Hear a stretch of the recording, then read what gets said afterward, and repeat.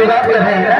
आयो आयो हम देख रहे हैं यहाँ विवाद कर रहे हैं, उसी मनीषा जी नहीं होगा। मनीषा जी हम अपने मत से मनीषा जी मेरी बात सुनिए।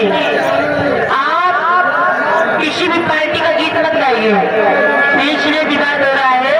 आप गजल गाइए, हिंदी गाइए, भोजपुरी गाइए, लेकिन किसी पार्टी के गीत मत गाइए। हाँ हाँ, जल्दी से पैसा पैसा ले लो।